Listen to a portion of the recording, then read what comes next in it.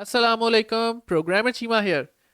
हमने पिछली वीडियो में देखा था कि फाइल के अंदर जो डेटा होता है उसको अपने प्रोग्राम के अंदर कैसे रीड करवाया जाता है, कैसे अंदर लेके आया जाता है, और साथ ही साथ हमने ये भी देखा था कि हम नई फाइल बनाकर कैसे उसके अंदर डेटा लिख सकते हैं प्रोग्राम के ज़रिए।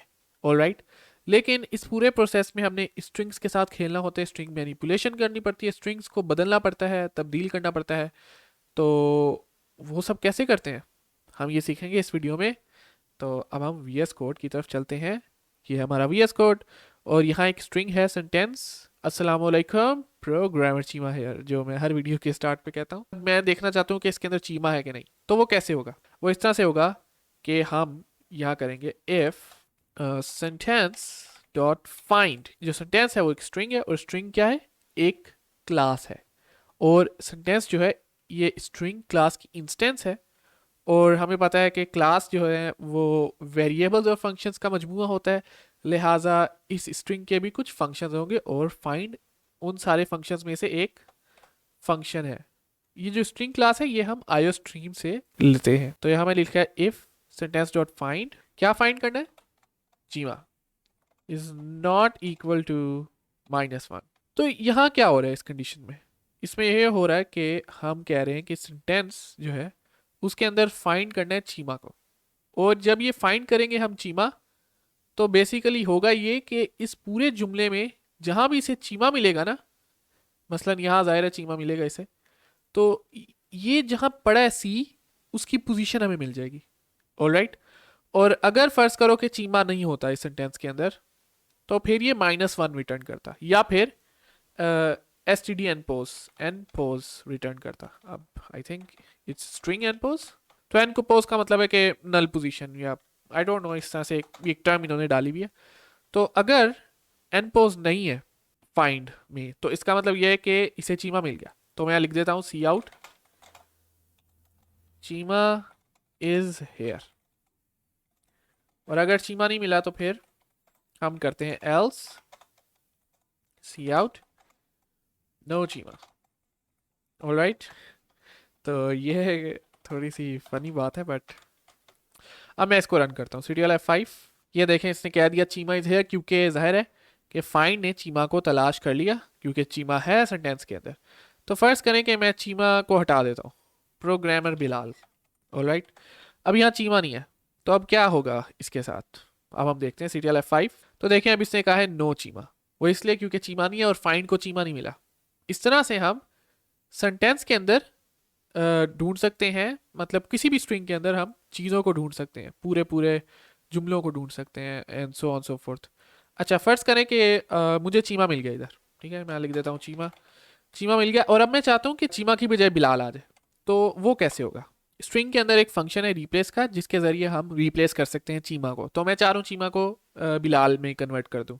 तो मैं लिख सकता हूँ सेंटेंस डॉट रिप्लेस। ठीक है, अब रिप्लेस के अंदर क्या लिखना है? सबसे पहले हमने लिखनी है पोजीशन कि जहाँ से हमने रिप्लेस करना है स्टार्ट, यानी कि सी। तो हमें पता है कि जो हम सेंटेंस डॉट फाइंड करें ये हमें सी की पोजीशन दे देगा। तो मैं यहाँ कॉपी पेस्ट कर रहा हूँ, सेंटेंस डॉट फाइंड चीमा, ये हमें सी की पोजीशन दे देगा। और उसके बाद चीमा सी से लेकर कहाँ तक हमने रिप्लेस करना है? सी 1 2 3 4 5। ठीक है, 5। तो हम ऐसा करते हैं कि हम एक इंटीजर बनाते हैं, इंट चीमा पोजीशन। ठीक है, ये चीमा की पोजीशन क्या है, और हम इसको सेव कर लेते हैं क्योंकि हम इसे बार बार यूज़ कर रहे हैं ना। तो हम इसको यहाँ सेव कर लेते हैं, और फिर हम कट करके इसको इफ स्टेटमेंट के ऊपर कर देते हैं, और फिर यहाँ लिख देते हैं चीमा पोजीशन। और यहाँ बजाय कि मैं फाइंड करता रहूँ, मैं चीमा पोजीशन एक ही बार यही इसी वेरिएबल को बार बार यूज़ करूँगा, बजाय कि मैं कैलकुलेट करूँ हर वक्त के सेंटेंस डॉट फाइंड चीमा क्या चीज़ है। तो हमें पता है कि हमने 5 ऐड करना है, 1 2 3 4 5। तो फिर हमें ए की पोजीशन मिल जाएगी, और उससे फिर हम, मेरे ख्याल से इससे चीमा रिप्लेस हो जाएगा प्रॉपरली। लेकिन हो सकता है मैं गलत हूँ। तो चीमा की बजाय बिलाल लेकर आना है, और फिर इसको सी आउट कर देना है। ये जो जुमला जो सेंटेंस है ये बदलेगा नहीं अगर मैं रिप्लेस करूँगा, बल्कि ये एक चीज़ एक नया स्ट्रिंग क्या उसे कहते हैं रिटर्न करेगा। तो मैं अगर यहाँ इस तरह करूँ sentence is equal to sentence dot replace, तो फिर सेंटेंस बदलेगा, वरना नहीं बदलेगा। ठीक है, खैर मैंने इसकी ज़रूरत नहीं है, मैं सिर्फ सीधा सीधा सी आउट करना चाहता हूँ। एंड चीमा की बजाय बिलाल आ गया, जैसे कि आप देख सकते हैं। तो मैंने यहाँ क्या किया, चीमा की पोजीशन डाली और चीमा की पोजीशन के बाद +5 किया, क्योंकि 5 पोजीशन आगे ए आता है। तो सी से लेकर ए तक सारा रिप्लेस हो गया और उसकी वजह बिलाल आ गया, जो मैंने एंड पर यहाँ लिखा है बिलाल। ठीक है, इस तरह से ये रिप्लेस फंक्शन काम करता है। इसके अलावा आप एक एक करेक्टर को देख सकते हो और उसको पढ़ सकते हो। तो सारे करेक्टर्स के को गो थ्रू करने के लिए साइज और या लेंथ हम यूज़ कर सकते हैं। सेंटेंस डॉट लेंथ या साइज आई प्लस प्लस, लेकिन लेंथ ज़्यादा मुझे समझ आती है लेंथ की, साइज भी इस्तेमाल कर सकते हैं। लेंथ का मतलब ये कि कितने इसमें करेक्टर्स हैं, ए से लेकर फुल स्टॉप तक जितने भी करेक्टर्स हैं वो लेंथ होगी इसकी। ऑलराइट, और अब मैं चाह रहा हूँ कि सारे करेक्टर्स मैं सी आउट कर दूँ। तो मैं लिख देता हूँ सेंटेंस। अब करेक्टर को असेस करने के लिए हम अरे की ब्रैकेट्स यूज़ करते हैं और आई लिखते हैं, क्योंकि जैसे कि मैंने आपको बताया कि स्ट्रिंग क्या है, करेक्टर्स की अरे। तो बस यही हिसाब है कि हम इसको करेक्टर के तौर पर यहाँ प्रिंट करेंगे और स्पेस लगा देंगे। तो देखते हैं कि क्या इससे हम सारे करेक्टर्स प्रिंट कर पाएंगे या नहीं, बल्कि ऐसा करते हैं स्पेस नहीं लगाते। ऑलराइट, अब देखते हैं CTRL F5। तो ये देखें, इसने एक एक करेक्टर को यहाँ प्रिंट किया, ASSAALAM। अब ऐसा लग रहा है कि जैसे मैंने सीधा सीधा स्ट्रिंग को सी आउट कर दिया, लेकिन हकीकत ये नहीं है। अस्सलाम वालेकुम, प्रोग्रामर चीमा हियर, और हर लफ्ज़ के दरमियान एक स्पेस है, क्योंकि मैं यहाँ एक करेक्टर प्रिंट करने के बाद स्पेस लगाई जा रहा हूँ। ठीक है, फ़र्ज़ करें कि मैं आधा जो है सेंटेंस करना है, तो मैं डिवाइड बाय 2 कर देता हूँ। ये देखें, अब इसने कहा अस्सलाम वालेकुम पर, क्योंकि मैंने डिवाइड बाय 2 किया हुआ था लेंथ। फ़र्ज़ करो कि मैंने सेंटेंस में से हेयर को हटा देना है, क्योंकि मुझे हेयर अच्छा नहीं लग रहा। तो अब मैं क्या कर सकता हूँ कि मैं लिख सकता हूँ sentence dot pop out, pop back not out, pop back. और यही पॉप बैक मैं अगर 6 बार करूँगा तो ये हट जाएगा। ठीक है, pop back pop back pop back pop back. ये वैसे मैं फॉर लूप में भी कर सकता हूँ, लेकिन है इससे कोई फ़र्क तो नहीं पड़ता है ना। तो सी आउट सेंटेंस एंड तो प्रिंट ये हुआ है कि अस्सलाम वालेकुम प्रोग्रामर चीमा। ठीक है, और उसके बाद कुछ भी नहीं है, हेयर डॉट नथिंग। तो फर्स्ट करो कि मैंने डॉट लगाना हो तो मैं क्या करूँगा, मैं यहाँ लिख सकता हूँ सेंटेंस डॉट अपेंड, और अपेंड में मैं लिख सकता हूँ डॉट। ठीक है, तो इससे जो डॉट है वो एंड पर लग जाएगा। या फिर मैं कर सकता हूँ sentence plus equal to dot. Alright, ये भी तरीका सही है। या फिर मैं एक और काम कर सकता हूँ, और वो है push back, sentence dot push back, जो कि एक करेक्टर पुश बैक करेगा, यानी कि सिंगल कोट्स में हम लिखेंगे डॉट को। ठीक है, इस तरह से भी कर सकते हैं। तो मैंने पहले पॉप बैक किया जिसमें फुल स्टॉप और हेयर और स्पेस हट गया, उसके बाद मैंने डॉट डाला। तो ये देखें, अब इसने कहा है अस्सलाम वालेकुम प्रोग्रामर चीमा और डॉट। खैर हमें ये सब तो समझ आ गई, लेकिन सबसे इंपॉर्टेंट चीज़ जो कि इंतहाई इंपॉर्टेंट है वो है सब स्ट्रिंग, यानी कि सबस्ट्र। तो सबस्ट्र का फंक्शन किस तरह से काम करता है। फर्ज करें कि सेंटेंस में से मैं सिर्फ प्रोग्रामर चीमा को लेना चाहता हूँ, तो यानी कि इस पूरे स्ट्रिंग में से मैं एक छोटी स्ट्रिंग लेना चाहता हूँ।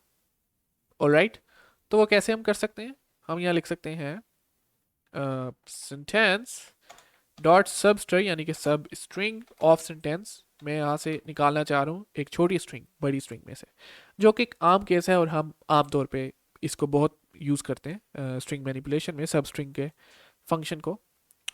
अब मैं लिखता हूँ सेंटेंस डॉट फाइंड प्रोग्रामर। ठीक है, क्योंकि इससे हमें पोजीशन मिल जाएगी प्रोग्रामर की। और उसके बाद मैं कहता हूँ सेंटेंस डॉट फाइंड फिर से प्रोग्रामर। हम इसको एक अलग वेरिएबल में भी सेव कर सकते हैं, यार मेरे ख्याल से इतनी ज़रूरत नहीं है। और अब हम गिनते हैं पी से लेकर ए तक। ऑलराइट, 1 2 3 4 5 6 7 8 9 10 11 12 13 14 15 और 15 16 प्लस 16। ओ एक्चुअली सब स्ट्रिंग को दूसरी पोजीशन नहीं चाहिए बल्कि लेंथ चाहिए, कि कितना बड़ा चाहिए। मतलब यहाँ से शुरू हो रहा है पी से, लेकिन ख़त्म जो होगा वो उसकी पोजीशन नहीं बतानी, उसकी लेंथ बतानी कि कहाँ ख़त्म होगा। यानी कि पी के बाद कितने करेक्टर्स, 16 करेक्टर्स। ऑलराइट, मेरे ख्याल से इसी तरह है, लेकिन हो सकता है मैं गलत हूँ, क्योंकि मैं इतना स्ट्रिंग मैनिपुलेशन का एक्सपर्ट नहीं हूँ, सच्ची बात जो है। And almost almost. तो इसने ए जो है वो नहीं लिया, तो आई गेस गिनती में थोड़ी गलती हो गई। तो ये हमारा सब स्ट्रिंग प्रोग्रामर छीमा। आई होप कि आपको स्ट्रिंग मैनिपुलेशन की समझ आई होगी, लेकिन स्ट्रिंग मैनिपुलेशन का ये जो नॉलेज है ये काफ़ी नहीं है। तो let me just show you कि आप यहाँ c++.com में जा सकते हैं और यहाँ स्ट्रिंग जो है इस वेबसाइट को देख सकते हैं। मैं थोड़ा जूम कर देता हूँ। इसके अंदर सारे फंक्शंस दिए हुए हैं, begin, end, R begin, R end, size, length, clear, clear करेंगे तो स्ट्रिंग खाली हो जाएगा, और साथ साथ ये अपेंड, पुश बैक, और ये सारे फंक्शंस यहाँ हैं। और इनको इस्तेमाल करके हम स्ट्रिंग की मैनिपुलेशन कर सकते हैं। मैनिपुलेशन क्यों ज़रूरी है? मैनिपुलेशन इसलिए ज़रूरी है क्योंकि जब हम किसी फाइल में से रीडिंग या राइटिंग कर रहे होते हैं, फ़र्ज़ करें मैं चूँकि गेम डेवलपर हूँ तो मैं अपने पॉइंट ऑफ व्यू से बताता हूँ कि जब गेम्स बनानी होती हैं तो हम एक स्टेट को सेव करते हैं, फिर सेव के बाद लोड होती हैं गेम्स, और वो एक फ़ाइल के ज़रिए होती है। तो उस फाइल के अंदर डेटा इस तरह से रखा होता है कि फिर उसको जब हम एक्सट्रैक्ट करते हैं तो हमें स्ट्रिंग मैनिपुलेट करनी पड़ती है। हमें उसके अंदर से पीसेस निकालने पड़ते हैं, स्ट्रिंग के अंदर से सब स्ट्रिंग्स निकालने होते हैं और उनके साथ काम करना होता है, और टैग्स होते हैं, और and so on so fourth. काफ़ी कॉम्प्लेक्स टॉपिक है, बात करनी हो तो मैं फिर कभी इस बारे में बात करेंगे। मुझे उम्मीद है कि आपको स्ट्रिंग मैनिपुलेशन के इस टॉपिक की समझ आई होगी। अपना और अपने घर वालों का ख्याल रखें और खुश रहें। मिलते हैं अगली वीडियो में। अल्लाह हाफिज़।